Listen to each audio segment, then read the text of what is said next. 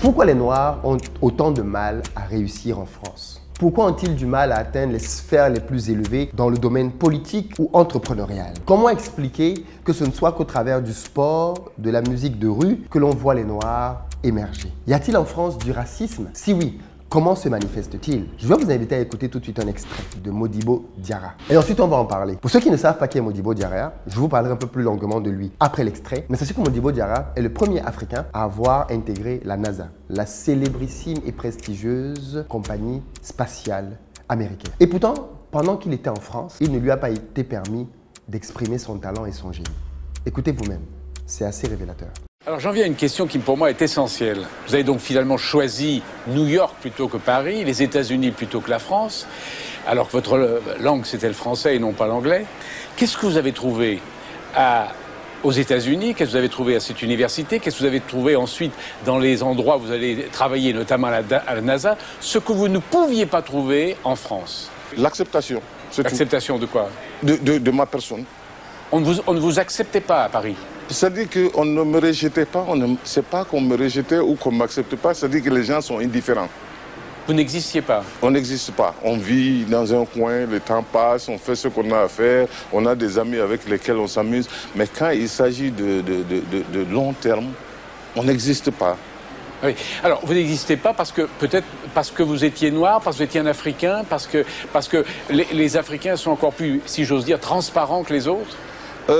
Ils sont plus faciles à repérer, mais j'ai vu aussi, j'avais des amis ici qui venaient de Pologne, qui étaient à l'école avec moi, ils étaient de la même façon. C'est des gens qui sont censés venir étudier et dès qu'ils finissent, repartir chez eux. Tandis qu'aux États-Unis, c'est pas ça. C'est-à-dire quand on arrive, automatiquement, les gens vous regardent et disent « Ah, mais voilà, vous pouvez contribuer à cela. » On vous implique dans des projets tout de suite. Vous avez l'impression d'être accepté. Entouré comme quelqu'un qui peut ajouter de la plus-value à tout ce qui se fait. Alors qu'ici, que ce soit les professeurs, que ce soit les universitaires, que ce soit les chefs d'entreprise... Ah oui, mais surtout les professeurs. Je me souviens, quand nous étions en classe préparatoire, et j'ai mon ami avec lequel j'ai fait la prépa qui peut vous garantir ça. Vous savez, nous, on avait une bourse qui faisait 450 francs français par mois, dont il fallait qu'on vive. Et dans les classes prépa, tous les 2 ou 3 mois, il fallait qu'on achète un bouquin, un livre nouveau. Et ces livres coûtaient cher. Et nous allions à notre ambassade faire des demandes spatiales pour avoir de l'argent à acheter.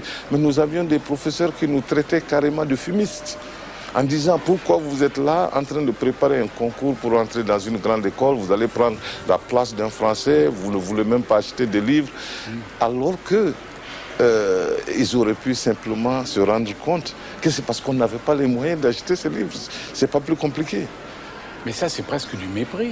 Oui, tout à fait, tout à fait. C'est du mépris, c'est vraiment un manque de tact, c'est un manque de sentiment vis-à-vis de son voisin, de son semblable. Ouais. C'est-à-dire, il ne faut pas imaginer simplement que quelqu'un là ne peut pas faire aussi bien que soi, que c'est parce qu'il ne veut pas. Est-ce que vous en voulez un peu à la France? Pas vraiment. Pas vraiment, mais ce qui se passe, au contraire, en fait, vous savez, ce qui se passe, c'est que quand on est francophone, on apprend à travers cette langue à réfléchir d'une certaine façon. On apprend à manger la nourriture française, on a des amitiés ici. D'un côté, c'est vraiment de la schizophrénie, si vous voulez. Parce que d'un côté, on a l'impression de faire partie de cette grande famille qui, une fois qu'il y a un problème qui éclate quelque part, on analyse le problème presque de la même façon, sans se parler. Mais d'un autre côté, on a l'impression de faire partie d'un groupe, mais ce groupe-là, la décision, la prise de décision de ce groupe, on n'en fait pas partie, on est à la marge. Donc il faut suivre ce groupe en fonction de là où le groupe veut aller, mais on n'a pas les capacités de décision dans ce groupe. Et ce sont ces deux côtés-là. Mais comment votre... et donc, pour compléter mon idée, donc ce n'est pas en fait d'en vouloir. J'en veux un peu parce que je me dis que ça, c'est une communauté qui aurait pu avoir un potentiel, qui a un potentiel tellement énorme, mais qui n'est pas exploité. C'est du gâchis. C'est du gâchis. C'est du gâchis. Oui, c'est du gâchis. Et c'est ça qui est révoltant.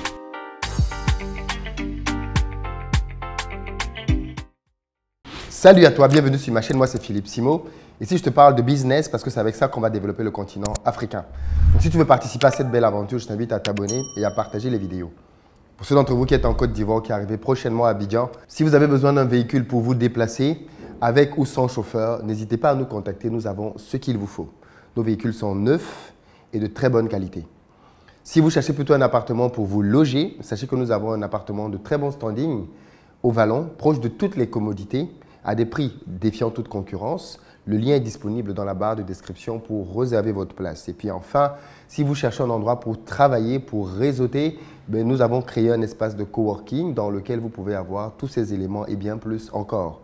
Pour les jeunes entrepreneurs, les personnes qui n'ont peut-être pas encore de bureau, qui veulent recevoir des partenaires ou même simplement avoir un cadre où ils veulent travailler pour une heure, pour une journée, pour une semaine, pour un mois, nous avons ce qu'il vous faut. Le numéro s'affiche, contactez-nous, venez visiter notre espace et vous serez conquis. Modibo Diarra est un astrophysicien qui a pris la nationalité américaine et qui est aujourd'hui un homme politique. Il a été Premier ministre du Mali par intérim en 2012 et aujourd'hui il est le président de Microsoft Afrique et ce depuis 2006. C'est quelqu'un qui est né au Mali, qui a eu son baccalauréat au Mali et ensuite qui est venu en France pour étudier les mathématiques, la physique notamment, et puis qui par la suite s'est envolé vers les États-Unis. Alors qu'à la base, les États-Unis étaient un pays qui ne l'intéressait en réalité pas du tout. Il estimait que le racisme qu'il y a aux États-Unis n'était pas propice à ce que quelqu'un comme lui aille vivre là-bas.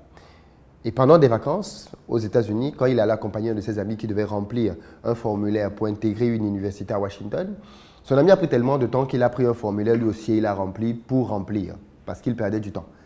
Et quand il est revenu en France, quelques semaines après, on l'appelle pour lui dire « vous êtes retenu et on vous attend ». Et donc ensuite, il est donc allé aux États-Unis, un peu comme par hasard, et il a eu un parcours brillantissime.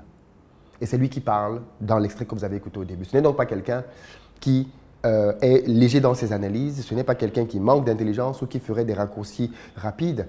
C'est quelqu'un que l'on peut considérer comme crédible de par son CV. Et pourtant, sans utiliser le mot racisme, il met en avant le fait qu'en France, il avait le sentiment qu'il lui manquait beaucoup d'opportunités. La vérité, c'est que je connais beaucoup de personnes, à titre personnel, qui ont quitté la France pour aller chercher mieux en Amérique du Nord, généralement au Canada ou aux États-Unis. Et tous, sans aucune exception, sont unanimes. Une fois qu'ils ont vécu dans un tel système, ils se rendent compte qu'en France, ils étaient victimes de discrimination. Ils n'ont pas changé, ils sont tout aussi intelligents qu'ils ne l'étaient en France, et pourtant, arrivés en Amérique du Nord, on leur ouvre des portes, ils se retrouvent à des fonctions de gestion et de management qu'ils n'osaient même pas rêver avoir en France. Plusieurs d'entre eux dans le domaine médical sont devenus des chefs de département, des directeurs d'hôpitaux, alors même qu'en France, ils étaient cantonnés au rang de simples praticiens dans l'hôpital. On retrouve la même chose dans plusieurs administrations, et même des administrations publiques. En France, beaucoup de Noirs ont le sentiment qu'ils sont face à des plafonds de verre. C'est quoi un plafond de verre? Parce qu'en fait, l'expression est souvent utilisée, mais elle est très drôle quand on y pense. Un plafond de verre, pour moi, c'est un plafond qu'on ne voit pas. Parce que le verre a ceci d'intéressant qu'il est transparent. Là, si je regarde au-dessus de moi, je vois une dalle blanche et je vois la limite que je ne peux pas atteindre si je saute. Le problème avec le plafond de verre, c'est qu'il est là et tu ne sais pas qu'il est là. Quand tu intègres une boîte, on ne te dit pas au début que parce que tu es noir, tu ne peux pas aspirer à certaines fonctions. Tu ne peux pas aspirer à certains salaires. Tu ne peux pas aspirer à certaines augmentations. Personne ne te dit ça, mais dans les faits, tu te rends compte que tu travailles, tu as même de meilleurs résultats que les copains. Et pourtant, quand à la fin de l'année, le moment vient pour faire la redistribution, tu es marginalisé. Il y a toujours une raison pour justifier que ce soit quelqu'un d'autre qui passe avant toi. Parfois, tu es à un poste, tu formes même un jeune qui vient d'arriver et c'est lui qui va prendre la place pour devenir non pas simplement ton équivalent, mais ton chef. Et plusieurs Noirs ont des expériences comme ça qu'ils peuvent raconter en France, de personnes qu'ils ont pris sous leur aile, qu'ils ont formées et qui par la suite ont été nommés leurs chefs. Alors bien évidemment, il n'y a pas de statistiques par rapport à ça, on est d'accord, donc ça va être difficile de pouvoir le démontrer de manière factuelle. Mais c'est un fait que beaucoup de personnes vivent.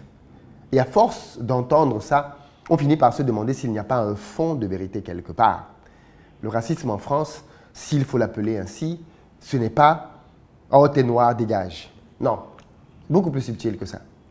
C'est plutôt manifesté, caractérisé parfois par un manque de confiance. Dans la prochaine vidéo qui apparaîtra sur cette thématique, je vous raconterai une histoire personnelle que j'ai vécue pendant mes études et qui m'a tout de suite préparé à ce qu'allait être la vie en France pour moi en tant que noir.